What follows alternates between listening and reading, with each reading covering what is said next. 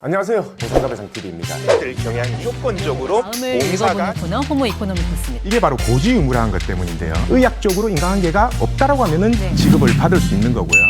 안녕하세요. 보상가 배상TV 장슬기 변호사입니다. 오늘은 많은 분들이 궁금해하시는 실제 소송은 어떻게 진행되는 것일까에 대해서 말씀드리려고 하는데요. 소송의 경우에는 변수가 너무 많습니다. 재판부의 사정에 의해서 변경이 되기도 하고요. 상대방이 어떤 대응을 하느냐에 따라서 원고 역시 대응을 해 나가야 하기 때문에 이런 순서로 진행될 거다 말씀을 드려도 실제로는 소송이 조금 다르게 진행되기도 합니다. 그래도 교통사고 소송 같은 경우에는 통상적으로 이런 수순으로 진행된다는 것을 말씀드리려고 해요. 교통사고로 피해자가 사망을 했거나 중상해를 입은 경우라면 소송을 진행하는 게 훨씬 유리한 결과를 이끌어낼 수 있는데요. 그 중에서 피해자가 중상해를 입어서 앞으로 계속 개호인을 써야 되는 경우 어떤 수순으로 소송이 진행되는지를 말씀드리려고 합니다. 먼저 원고는 소장을 접수합니다. 소장에는 피해자가 어떤 사고로 어떤 상해를 입었고 입원은 어느 정도 했으며 어떤 수술을 했는지 등을 기재합니다. 통상적으로 소장을 처음 넣을 때는 손해액을 전체 다 넣지는 않습니다. 신체 감정 결과가 회신이 되면은 그것을 토대로 실제 손해액을 확정해야 되기 때문에 소장을 넣을 때는 실제로는 3천만 100원, 즉 소액 소송이 아닌 일반 소송으로 갈 수 있는 최소한의 금액만 넣게 됩니다. 이렇게 소장을 접수하고 나면은 보험사는 답변서라는 걸 제출합니다. 답변서의 내용에는 사고를 당한 것은 인정하지만 가해자의 과실이 없고 또는 가해자의 과실이 작고 실제 이 상해가 교통사고로 인한 것인지 알 수 없다는 식의 답변을 하게 됩니다. 이러한 답변을 받은 후 원고는 반박 준비 서면을 제출하면서 신체 감정이라는 것을 신청합니다. 신체 감정 신청이라는 것은 법원이 지정한 의사로부터 지금 이 환자가 어느 정도의 상태인지, 앞으로 장애는 영구적으로 남을 것인지, 개호인이 필요하다면 얼마나 필요한지, 그리고 여명 단축이 있다면 이 환자가 어느 정도까지 더 살 수 있을지 등을 기재하여서 회신을 받는 서류인데요. 신체 감정 회신서에는 향후 치료비도 함께 포함되게 됩니다. 신체 감정 의사가 지정이 되게 되면은 병원의 스케줄과 환자의 스케줄을 맞추어서 환자가 직접 병원에 방문하여서 진료를 받게 되는데요. 여러 가지 검사를 통해서 의사는 환자의 몸 상태를 파악하고 법원으로 신체 감정 회신서를 송달하게 됩니다. 이때 환자에게 직접 회신서를 주는 것은 아니고요. 신체 검사를 받았다고 해서 바로 병원에서 회신이 오는 것도 아닙니다. 그런 회신이 오는 데까지도 몇 달이 소요되기도 하기 때문에 기다려 주셔야 될 거예요. 신체 감정 회신서라는 서류에는 피해자의 진단명이 무엇인지, 그리고 현재 환자에게 남은 장애가 무엇인지, 그 장애가 영구적인 것인지 한시적인 것인지, 지금까지 환자의 몸 상태를 봤을 때 앞으로도 개호인이 필요할지, 이 환자가 언제까지 살 수 있을지 등을 모두 기재해서 법원으로 송달되게 됩니다. 재판부는 이런 감정의사의 회신서를 그대로 신뢰하진 않습니다. 만약 감정의사가 개호인이 2인이 필요한 환자라고 회신을 하였다고 하여도 재판부는 여러 가지 상황을 토대로 1.5인만 필요하다 또는 1인만 필요하다라고 판단을 할 수도 있어요. 그리고 반대로 좀 드문 경우이긴 하지만 감정의사는 0.5인, 1인만 필요하다고 했는데 판사는 이런 환자의 여러 가지 상황을 고렸을 때 1.5인, 2인이 필요하다라고 판단을 할 수도 있는 거죠. 실제로 재판부에서 감정의사의 감정회신서를 그대로 반영하진 않지만 감정서를 토대로 액수 또는 개호인의 수를 정하기 때문에 이런 신체 감정을 받는 과정이 매우 중요하다고 할 수 있죠. 신체 감정 과정이 진행되는 동안에 변호사는 가만히 있는 것은 아니고요. 소송에 현출된 형사 기록을 받아보고 그 형사 기록을 토대로 피해자의 과실이 어느 정도인지를 다투기도 하고요. 피해자의 일시 수익을 주장할 때 바탕이 되는 그런 월 소득 부분에 대해서도 다투게 됩니다. 또한 보험사 입장에서도 피해자에게 지금까지 지불 보증했던 액수가 이 정도이니 피해자의 과실 부분만큼은 상계되어야 된다는 주장도 하게 됩니다. 피해자 역시 보험사로부터 지불 보증을 받기도 하지만은 비급여 부분에 대해서는 자기가 지출을 하기도 하는데요. 지출한 영수증을 모아서 법원에 제출하기도 하고요. 간병인을 썼다면은 몇 명을 썼고 얼마를 지출했다는 영수증도 수집하여서 그것을 법원에 제출해서 우리가 간병인이 어느 정도 필요했다는 사실을 입증하기도 합니다. 또한 교통사고 전에 계속해서 일을 해왔던 사람이라면은 수익이 어느 정도였다는 것을 입증해서 일시 수익의 토대로 만들기도 합니다. 이러한 과정은 빠르면 6개월, 실제로는 1년 이상 걸리기도 하는데요. 우리가 빨리 진행을 한다고 해서 빠르게 소송이 진행되는 것은 아니고 상황이고 보험사가 어떻게 대응을 하고 주장을 하는지에 따라서 맞춰서 다퉈야 되기 때문에 소송의 방향이나 시간들이 생각보다 오래 소요되기도 하고 빨리 끝나기도 합니다. 또한 지금같이 코로나 같은 사태가 터지게 되면은 재판 역시 지연되고 있기 때문에 그런 사정도 변수로 생각하셔야 돼요. 이 외에도 교통사고로 중상해를 입거나 사망한 경우에는 형사 기록을 반드시 받아보게 되는데요. 민사소송에서 이런 경우에는 형사가 빠르게 진행이 되었다면 빨리 받아볼 수 있지만 형사 역시 항소심, 상고심까지 가는 경우도 있기 때문에 형사소송의 속도에 민사소송이 맞출 수밖에 없는 경우도 발생하게 됩니다. 따라서 이런 사정을 모두 고려하셔야 되고요. 통상적으로는 신체감정회신서가 법원에 송달이 되면은 소송은 막바지에 이르게 됩니다. 피해자는 신체감정회신서를 토대로 자신이 어느 정도의 연구장애가 남았고 앞으로는 간병인이 얼마나 필요할 것이며 그에 따른 위자료도 어느 정도 필요하고 향후 치료비도 어느 정도 든다. 그 외에도 내가 지금까지 지출했던 실지출 치료비는 어느 정도이고 내가 실제로 간병인을 얼마를 썼다는 내용을 모두 입증하셔서 그것을 토대로 일실수익, 위자료, 향후 치료비 등을 계산해서 전체 손해액을 청구하게 되는 거죠. 이 과정을 청구 취지 확정이라고 합니다. 이는 손해액을 확정하는 과정이 되고요. 이를 토대로 판사님은 판결을 하게 됩니다. 자, 보험사가 그런 주장을 한다고 해서 원고가 가만히 있으면 안 되겠죠. 원고 역시도 신체감정서의 회신보다 실제 장애는 더 크고 개호인도 향후 치료비도 더 많이 필요하며 위자료 역시 매우 크다라고 주장을 해야 됩니다. 그 중에서 가장 중요한 것은 과실과 일실수입입니다. 원고와 피고가 서로의 준비 서면에 대해서 반박을 하고 재판부는 충분한 판단을 할 준비가 되었다고 생각된다면은 변론 종결을 하게 됩니다. 보통 교통사고와 같은 경우에는 변론 종결 후 바로 판결 선고를 하지 않고 화해 공고라는 과정을 거치기도 하는데요. 이 화해 공고라는 것은 실제로 사건 내용이 다 기재되지는 않고 적당하다고 생각된다라는 그 금액만 적혀서 회신되게 됩니다. 이 화해 공고 금액은 판결금과 그렇게 큰 차이가 나진 않습니다. 하지만 우리가 반드시 판결을 받아야 되는 경우도 있습니다. 개호인이 필요한 경우, 단축 여명이 지정된 경우에는 이 환자가 지정된 단축 여명보다 훨씬 더 길게 살 수도 있기 때문에 60세까지만 살 수 있다고 회신이 되었지만 실제로 그 이상 살게 되면은 추가적인 소송이 필요할 수도 있습니다. 하지만 화해 공고 같은 경우에는 어떤 사정으로 이런 판결 금액이 나왔는지를 기재하지 않았기 때문에 60세까지 산다는 기준 하에 화해 공고 금액이 나왔다면 70세까지 산다고 하여도 더 이상 소송 청구가 불가능하게 됩니다. 그런데 판결문을 받게 되면은 기대 여명이 몇 세이기 때문에 이 판결금을 기재한다라고 명확하게 밝혀져 있기 때문에 그 기대 여명보다 더 살게 되면은 추가적인 소송이 가능하게 되는 거죠. 따라서 이런 경우에는 화해 공고보다는 판결문을 받는 게 훨씬 유리하다고 할 수 있습니다. 또한 다른 여러 사건이 엉켜 있어서 과실이 명확하게 드러나야 되는 경우라도 판결문을 받아서 이 사고의 과실이 어느 정도이다라는 것을 명확히 하는 게 좋겠죠. 이런 화해 공고안을 송달받고 양쪽 당사자 모두 14일 이내에 이의를 할 수 있습니다. 한쪽 당사자라도 이의를 하면은 판결을 받는 순서로 가게 되는 거고요. 양쪽 당사자 모두 수긍을 하게 되면은 이 판결은 화해 공고 금액으로 확정이 되어서 지급하는 수순으로 넘어가게 됩니다. 통상적으로 제가 말씀드린 이런 순서로 진행되지만 실제 소송을 진행하다 보면은 아주 사소한 변수부터 큰 변수까지 발생하게 됩니다. 따라서 소송을 많이 다뤄본 어떤 변수든 많이 만나본 변호사에게 소송을 맡기시면은 더 좋은 결과를 낼 수 있을 거라 생각됩니다. 지금까지 교통사고 전문 변호사 장슬기였고요. 오늘 방송 끝까지 봐주신 구독자분들 감사드립니다. 저희 보상과 배상 로펌은요,